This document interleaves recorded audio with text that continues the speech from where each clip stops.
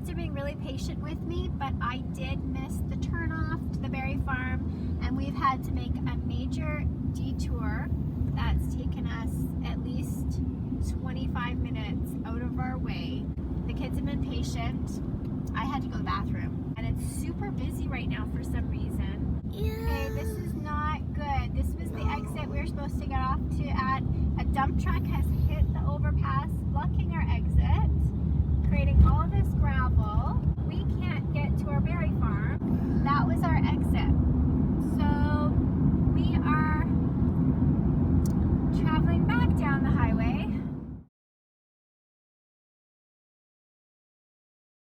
Hello, my name is Julia. Welcome back to the Coosters. I'm a Canadian homeschooling mom to 6 kids. My kids are currently 10, 7, 6, 4, 3, and 1. So I've been homeschooling for about 6 years solid, and I've learned some tricks for getting back on track, because inevitably you're going to have some days that just really flop. Despite your best efforts as a mom, even with the best planning you can do, life just happens, right? And sometimes it's really easy to be discouraged and to feel like a failure doing this work. But I've found some things that have helped me, and I'm going to share those with you today. So the first tip, when you've planned a great day and then things start to happen, maybe outside of your control, as is what happened with our recent strawberry picking experience, I could have despaired, but instead, the first thing I did was prayed. And there's something really powerful about just saying, this is too much, this is out of my control, and asking for some help and guidance. And it calms me down, and I immediately feel like I'm going to give up some control right now and let God in. The second thing that I've learned when a homeschool fail flops is that this is really God giving me an opportunity to just enjoy my kids for some time. I'm often so busy and focused on what the learning task was that I lose track of this is supposed to be family time first and foremost, and I am building character and virtue, and this is an educational experience of a different kind. So the closer and the quicker I can come to just turning it around away from academics and just coming back to the kids present with me and listening to them and looking them in the eye and just maybe enjoying them for just their little people right now. This is important. So I just say, stop whatever academics you had in mind and just get down to their level and see maybe the day is going to take you in a different direction. Maybe you're going to spend the rest of the day reading with them or building a fort or baking something in the kitchen. That's all good and really healthy for your relationship. So just turn it back to my priority is the kids, not the education academics at the moment. The third thing that I've found really helpful is to bring in some humor. So we often will just joke about, something to do with the disaster with the strawberry thing. It was clear to see that God really didn't want us to go to this particular field. So we just had fun. We turned off the road and ended up having a picnic at a local university campus. I splurged and bought the kids a little treat at Starbucks because that was the only thing there. I just enjoyed it. I just had a fun with them, and the quicker you can turn it into just a laugh that, oh, there goes another one of Mom's crazy ideas that didn't work, that helps me. The fourth tip is just to kind of return to the basics. The basic needs of the kids, their health, their safety, their security, the fact that they've used the bathroom and eaten something, that's really important to check in with. The fifth thing that I have on my list for getting your homeschool day back on track is just to have a big cuddle time.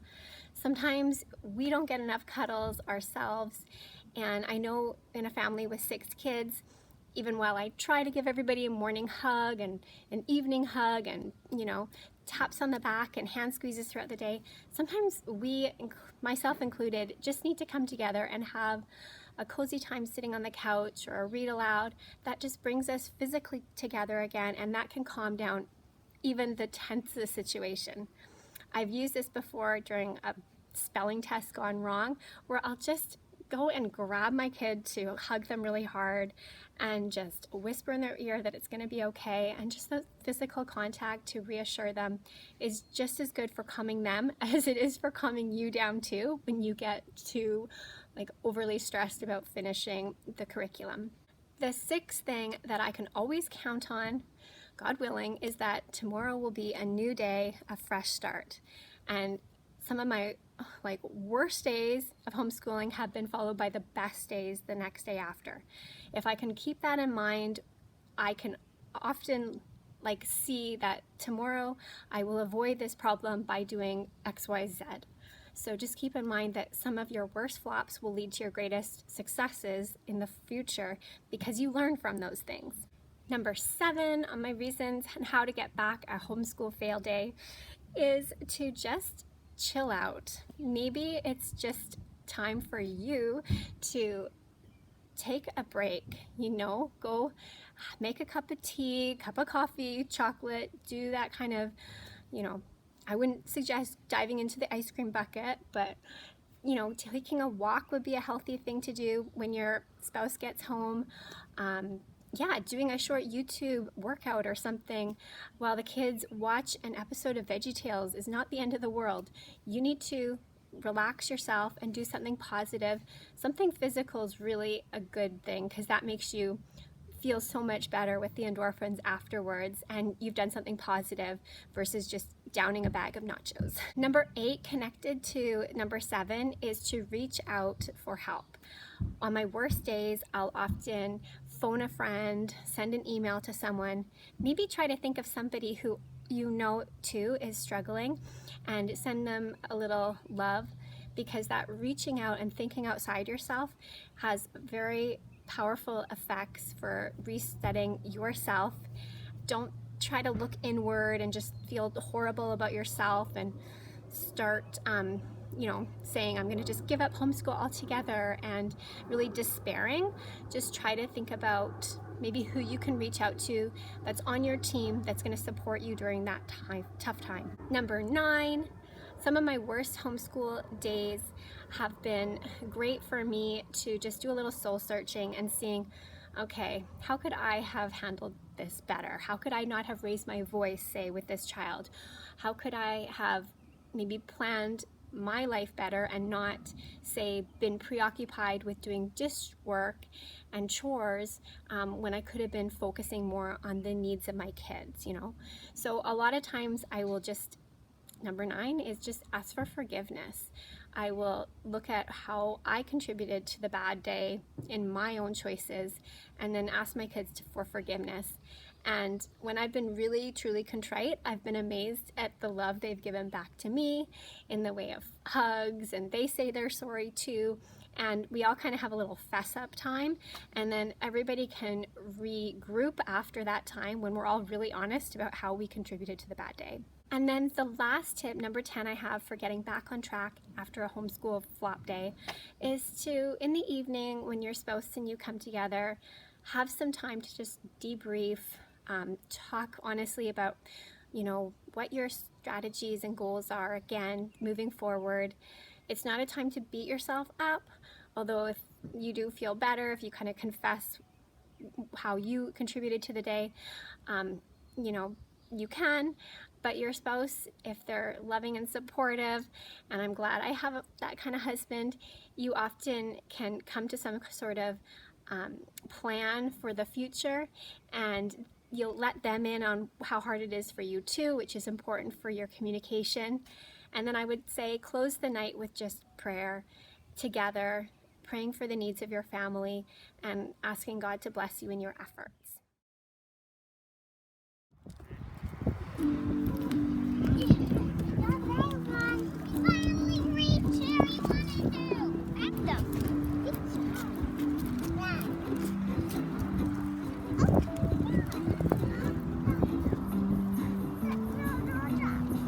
What happened to you, David?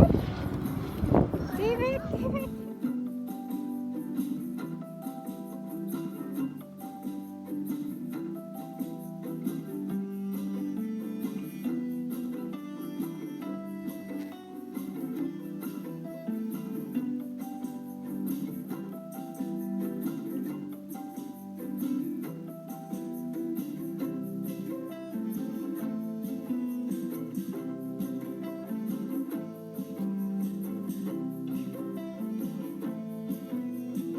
my tips for homeschooling when it's a difficult time, for getting through those just tough days when nothing seems to be going your way.